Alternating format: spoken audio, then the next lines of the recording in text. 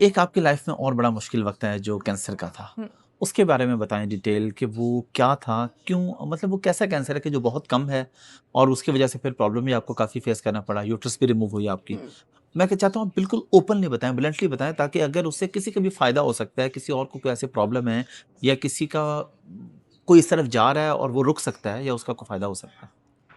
अच्छा, ये दास्तान बहुत लंबी है, लेकिन कैंसर से पहले कुछ एक लंबा फेज़ आ गया था जिसमें सिर्फ मैं दुनिया की हो गई थी। ओके। और मैंने बैठ के ये बात बोली थी कि अल्लाह ताला ऐसा कुछ हो जाए जो मैं ना इस दुनिया से मोहब्बत ख़त्म हो जाए। कभी भी किसी भी वक्त कबूलियत का वक्त होता है, लेकिन वो आई गेस एक वक्त था। बट अल्हम्दुलिल्लाह जो चीज़ मेरे साथ हुई वो अच्छे के लिए थी। um, तो मैं बहुत रील्स बना रही थी और फैशन, और मैं मेक्सिको गई और मैं स्लीवलेस पहन रही थी, एंड बिकॉज मेरे हस्बैंड ने आज तक मुझे किसी चीज़ पे नहीं रोका। ठीक है, शादी के बाद स्लीवलेस पहन रही थी बाय द वे, उससे नहीं पहले पहनती थी, और पहली बार पहना था पिछले साल। ओके। पिछले साल पहली बार पहना था। लाइफ बहुत एंजॉय कर रही थी मैं, राइट।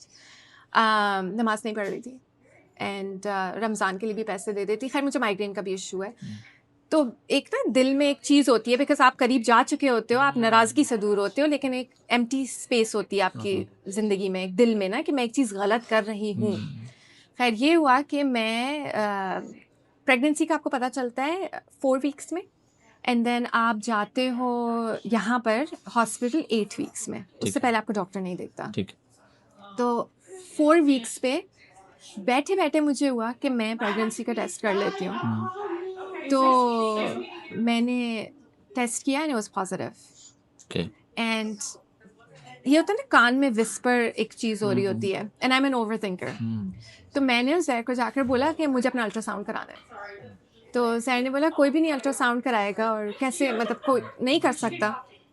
तो जैर की जो कोवर्कर थी उन्होंने कहा कि ये टोलीडो वुमेंस क्लिनिक है, आप वहाँ पर चले जाओ। ठीक है, वहाँ पर अल्ट्रासाउंड कर देते हैं, वहाँ पर एबॉर्शंस भी होते हैं। सो नॉर्मल स्टैंडर्ड क्लिनिक जो आपका इंश्योरेंस आपको कवर नहीं करता। ठीक है। मैं वहाँ पर गई, उन्होंने बोला तुम बहुत ही ज़्यादा जल्दी आ गई हो एंड कुछ नज़र नहीं आ रहा, so go back and come back after 7 weeks. ठीक है। I said okay.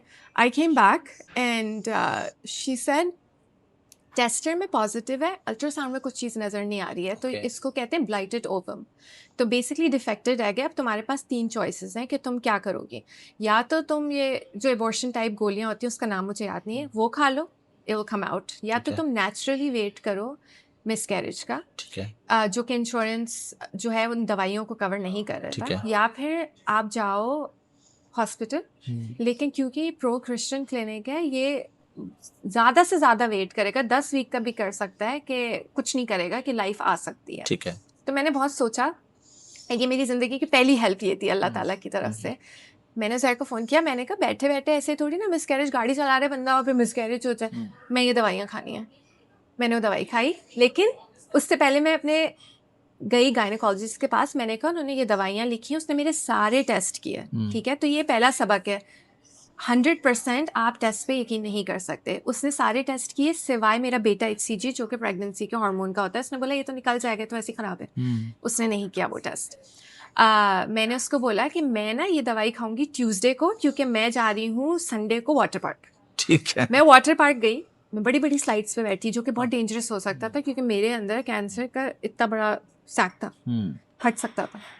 मैं गई, मैं वाटर स्लाइड पे बैठी, सारी चीज़ें हुई, मेरा कोई और सिम्टम नहीं था सिवाय चिन पे ना हार्मोनल दाने, ठीक है। और कुछ भी नहीं था मेरे। ठीक है। अच्छा, मैं ट्यूसडे को आई, मैंने दवाइयाँ खाई, वो ऑब्वियसली पेट में दर्द हुआ, सारी चीज़ें जो नॉर्मल होती हैं। उसके बाद बेहतर हो गया।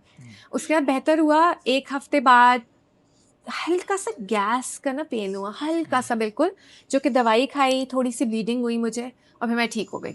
तो जब हमने पेपर वर्क देखा, उसमें लिखा हुआ था कि 8 to 12 वीक्स आपको ब्लीडिंग रह सकती है नेचुरली, जैसे बाय फॉर एग्जांपल बर्थ के बाद होती है।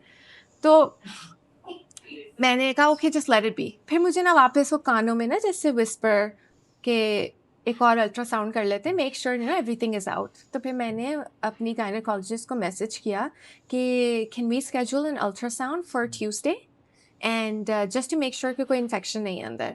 तो she said okay come on Tuesday.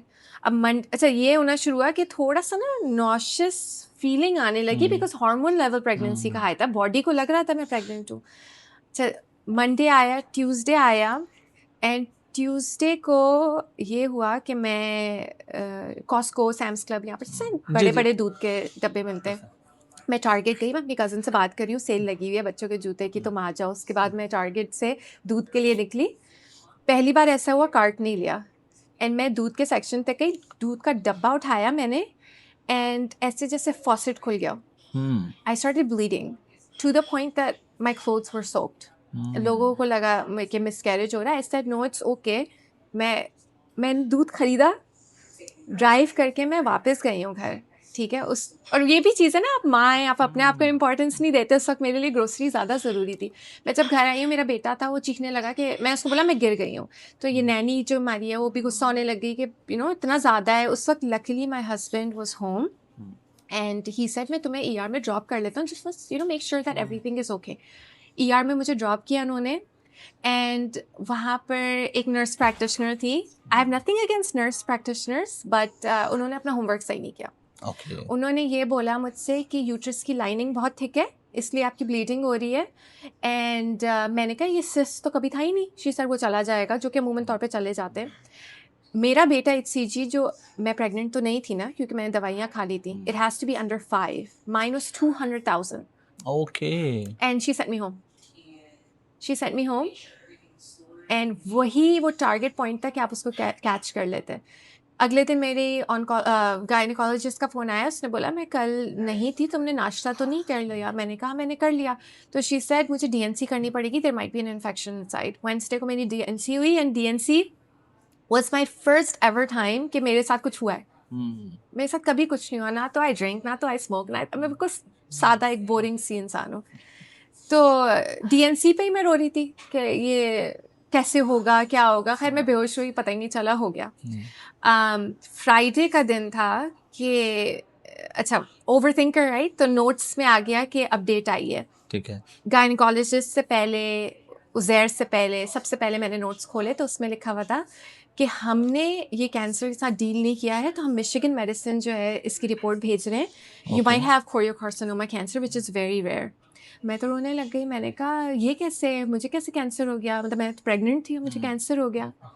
This kind of cancer आपको 1-2 साल बाद भी हो सकता है आफ्टर प्रेगनेंसी, राइट? आप इसको लाइट नहीं ले सकते। इसके कोई और सिम्टम नहीं था सिवाय दैट गैस पेन। मुझे सिर्फ लगा चुभन हो रही है मुझे। खैर उसके बाद मैं shocked that what is going on. मैंने अपने भाई को फ़ोन किया और मैं रो रही थी। मैंने अपनी दादी को फ़ोन किया। दादी is like my mom, right? और मेरे अब्बू भी अभी दिखा रहे थे मुझे उस दिन के कैसे बेचारी सदमे में चल रही थी, बिकॉज उन्होंने लाइक पाला भी है ना मुझे। मेरी अम्मी अब्बू मेरे सब परेशान। खैर उसके बाद यहाँ ऐसी एक चीज़ होती नहीं है। फ्राइडे का दिन शाम हुई, एंड शाम में 8 बजे जो गायनेकोलॉजिस्ट थी उसने अपनी जो टीचर ठीक को है, बोला, सीनियर को बोला कि ये रिपोर्ट है। तो उन्होंने उस वक्त हमें फ़ोन किया कि अभी इसी वक्त CT स्कैन के लिए जाना है, बिकॉज मेरे शौहर ने बोला कि हम कल चले जाएंगे, तो इसका जब भाई आ जाएगा, क्योंकि बच्चे अकेले। शी सेड 1-1 मिनट काउंट कर रहा है, अभी CT स्कैन के लिए जाना है, क्योंकि पता नहीं कहाँ फैल गया है। And she spoke to me over the phone. She said देखो, आई डोंट नो यू, माशाल्लाह यू हैव 2 किड्स। और शी डिडंट से माशाल्लाह, she said you have 2 kids, and या तो तुम कीमो की तरफ जाओगी या तो तुम अभी यूट्रस निकलवाओ। अब आपको कोई रात के 8 बजे बोले कि अभी यूट्रस निकालना है, आपकी कभी सर्जरी नहीं हुई, कुछ भी नहीं, लाइक आप कितना लाइक ट्रॉमेटाइज हो जाओगे कि कैसे, अभी तो मैं बिल्कुल ठीक थी। तो मेरे हस्बैंड ने बोला ओके हम अभी CT स्कैन के लिए जाते हैं, ठीक है। अब वो CT स्कैन के लिए हम गए हैं, मेरे भाई आए हैं, ऑब्वियसली इतना लाइक अजीब, मेरे बच्चे सो रहे थे उस वक्त। एंड जब तक वो CT स्कैन नहीं कर रहे थे, मुझे नहीं पता था कि मेरा कैंसर कहाँ फैल चुका है, बिकॉज ये जो कैंसर है आपको ये इतना है कि बस ओवरनाइट ही फैल जाए। आपके liver, heart, brain, you're dead, like it's you're gone.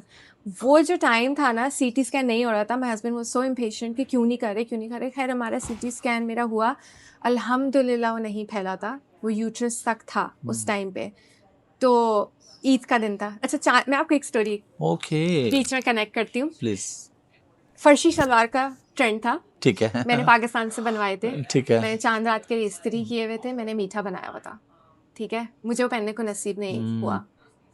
मेरे बच्चों ने ईद का जोड़ा पहना, वो जो मीठा था मैंने अपनी दोस्त के घर में भिजवाया, वो कह रही है नहीं मुझे नहीं चाहिए। मैंने कहा रिस्क है, ज़ाया हो जाएगा। मैं उस दावत पे नहीं गई। ठीक है, मैंने अपने बच्चों के लिए रमज़ान की डेकोरेशन की हुई थी, मैंने गिफ्ट्स लिए हुए थे, वो सब मैंने नहीं खोले। तो that's how unpredictable life is. खैर अगले दिन सुबह मुसलमान सर्जन गायनेकोलॉजिस्ट आई और उन्होंने बोला कि ईद का नाश्ता छोड़ के आई हूँ बिकॉज मैंने अपनी फैमिली को बोला कि मुझे एक लड़की की जाकर जान बचानी है। थी her name was Saima Dawoodi and मुझे नहीं पता था वो पाकिस्तान की थी और कराची की थी बिकॉज वो कहीं से नहीं लग रही थी, वो कराची की थी।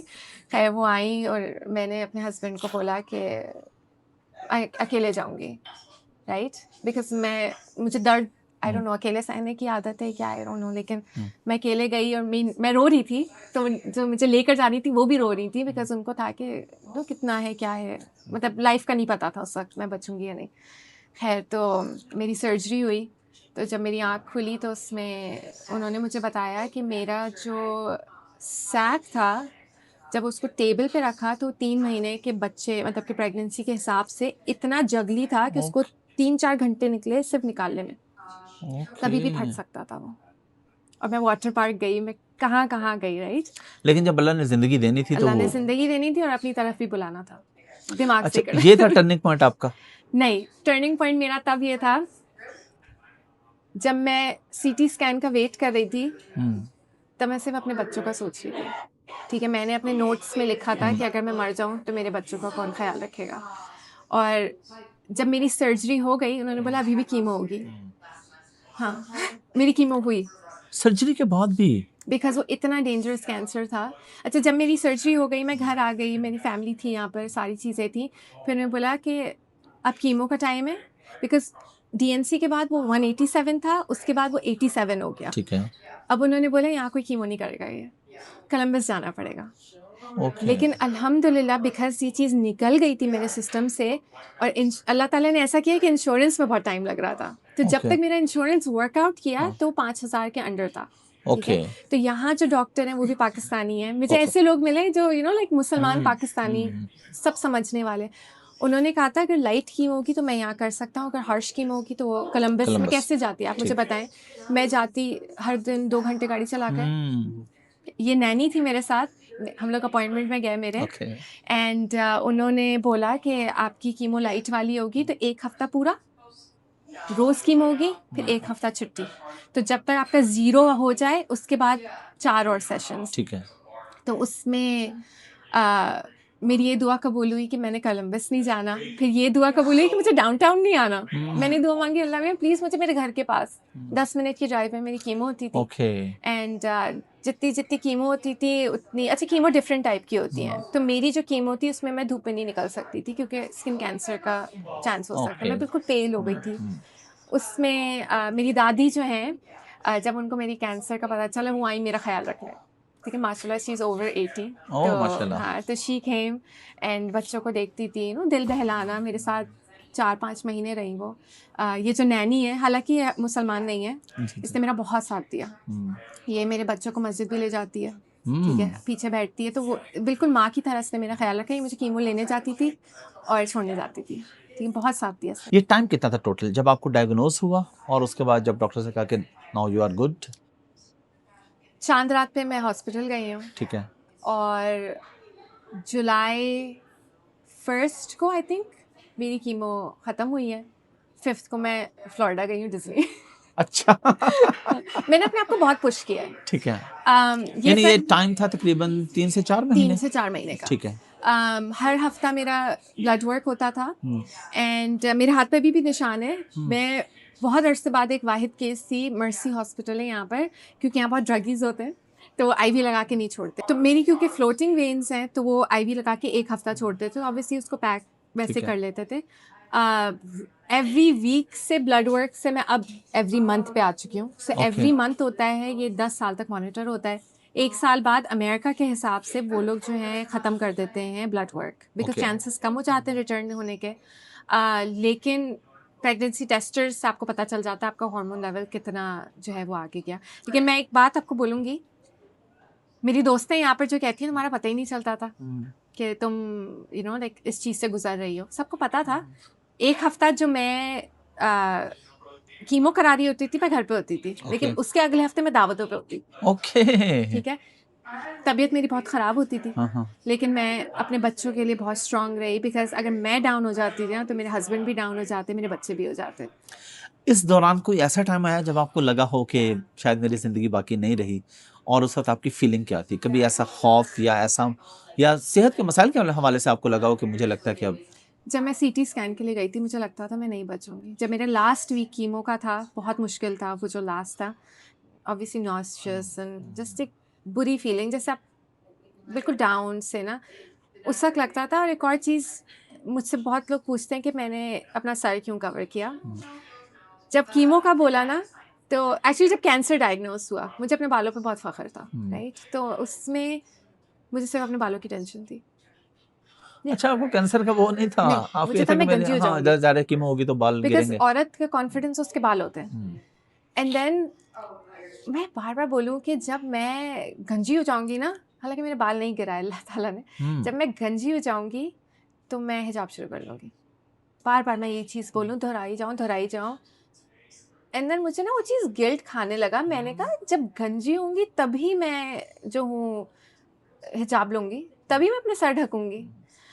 और एक और चीज़ मैं आप लोगों को नहीं पता, लेकिन मैंने मुर्दों को गुस्ल देना शुरू किया। अच्छा। हाँ, तो वो चीज़ ने भी काफ़ी चेंज किया। मुझे लोगों ने बोला कि नहीं करना ये, लेकिन आई थिंक वो एक चीज़ थी टर्निंग पॉइंट, जिसमें मुझे ये लग गया है कि कभी भी किसी वक्त कुछ भी हो सकता है, लाइफ बिल्कुल अनप्रेडिक्टेबल है। तो वो एक गिल्ट जो था ना, कि अब मैं ये सोचती हूँ कि एक तो मैं बचती नहीं, लोग कहते हैं तुम डिप्रेशन में चली होगी, ऐसा कुछ भी नहीं है। बिकॉज देखें, बीमारी मेरे लिखी हुई थी, लेकिन किस तरीके से अल्लाह ने मेरे लिए आसानियाँ पैदा की, वो चीज़ भी तो मुझे देखनी चाहिए ना शुरू से। कि मैं जिस ग्रुप में हूँ ना, इसमें 8,000 लोग हैं पूरी दुनिया में, और किसी को ये नहीं है। उनकी हिस्टेरेक्टमी की डेट ही उनको नहीं मिलती, 3-4 महीने बाद मिल रही है। वो सही तरह डायग्नोस ही नहीं हो पाते। मैं कैसे ओवरनाइट डायग्नोस हो गई, मेरी ओवरनाइट सर्जरी हो गई, मेरा कीमो फ़ौरन हो गया, ये चीज़ 3 महीने में ख़त्म हो गई। हालांकि लोग ब्रेन डेड हो चुके हैं, 2-2 साल बचे ही नहीं लोग। तो am I not supposed to be thankful कि अल्लाह ताला दे। और एक और चीज़, लोग कहते हैं कि, और लोगों ने कहा ये तुम में नज़र की वजह से हुआ है, ठीक है, तुम वीडियोस लगाती रहती हो, गुनाहों की सज़ा है। तो मैं एक चीज़ क्लियर करूं कि बीमारी जो है ना, आपकी लिखी हुई होती है, उससे आप गुनाहों की सजा नहीं कह सकते। उसको आप गुनाहों की सज़ा बिल्कुल। नहीं कह सकते। अगर मैं मीडिया का हिस्सा हूँ, मैंने ड्रामे किए हैं, या मैं वीडियोस लगाती हूँ, नज़र इज़ रियल, लेकिन आपको एक तवक्कुल भी चीज़ है ना। अल्लाह ताला ने बिल्कुल। आपको चारों कुल दिए हैं, आयतुल कुर्सी दी है, मैं बिल्कुल। रोज़ पढ़ती हूँ, मैं रोज़ सदका देती हूँ, राइट? तो आपको उस चीज़ पे बिलीफ नहीं है क्या? एंड मुझे मेरी बीमारी अल्लाह के करीब लेकर आई है, ठीक है? तो क्या ये आजमाइश है? मतलब मुझे समझ नहीं आता ये क्या बुरी चीज़ है कि ये चीज़ मुझे हो गई? दूर तो नहीं किया नहीं, उसने इससे तो मुझे। आप अल्लाह के करीब आए ना, मैं और तो अल्लाह अल्लाह के ने सेहत करीब भी आए आपको हैं, दे दी। अल्लाह ने सेहत दी अल्लाह ताला मुझे। आपको मज़ीद सेहत दे, और ये जो मॉनिटरिंग है ये भी ज़ाहिर है। और हाफिज़, मैं आपको एक बात बताऊँ, जब मैंने अपना सर कवर किया ना, मैं यहाँ के ब्रांड्स के साथ बहुत काम करती थी, राइट? क्लेयरसेल के साथ काम किया, इसके साथ काम किया, इसके साथ। I was kind of sad that मुझे कोलैबोरेशंस नहीं मिलेंगी, and I am not gonna make as much money as I was making before doing my हिजाब। ठीक है। I am making a lot more. तो ये माशाल्लाह। चीज़ मैं क्लियर करूँ, मैं वेस्टर्न कंट्री में रहकर I am doing more collaborations than I was not covering my head. Okay, अल्हम्दुलिल्लाह for those people who think कि मीडिया के लोग, I am sorry it's not a rant, okay, but जो उन लोग को लगता है कि हम इस्लाम से बहुत दूर है, I wake up at least 3-4 times to pray तहज्जुद। आप लोग को ये साइड हमारी नज़र नहीं आती, नहीं आती, एग्जैक्टली। राइट? नज़र नहीं आती। आप लोग को सिर्फ नज़र आ रहा है, ओ ये अपनी शक्ल दिखा रही है, ओ ये कर रही हैं, but we are much deeper than what we show. अच्छा, इस पे तो मैंने, क्योंकि मैं तो बहुत से शोबिस के लोगों के साथ पॉडकास्ट किए हैं, और सलाम दुआ आना जाना भी, मैंने वाकई देखा है कि हम लोग उससे पहले, जब तक मैं मिला नहीं था ना किसी शोबिस वाले को, मैं भी ये सोचता था। जब मैं मिला, मैंने देखा कि यार, मैं कुछ लोगों के नाम नहीं लूँगा, लेकिन मैंने लिटरली उनको देखा, मेरे ऑफिस में आए, टॉप के मैं एक्टर और एक्ट्रेसेस की बात कर रहा हूँ, उन्होंने पॉडकास्ट रोक के भी, उन्होंने कहा नमाज कज़ा हो रही है, पहले नमाज पढ़ लें फिर कंटिन्यू करेंगे। तो अब ये साइड लोगों को तो नहीं पता, लोग तो नहीं देखते ये। तो हर इंसान का अपने अल्लाह के साथ मामला, किसी को जज नहीं करना चाहिए। दानिश तैमूर जब मैं नमाज नहीं पढ़ती थी, मैं हमेशा उनको देखती थी, वो नमाज पढ़ते थे। हम्म, तो लाइक बहुत सारे लीड के एक्टर्स वगैरह सब सब पढ़ते हैं आप। और इतना बड़ा गुनाह है कि आप किसी को नहीं जानते और आप उनको जज कर रहे हो, बिल्कुल वो सब हम भूल जाते हैं। बिल्कुल ऐसे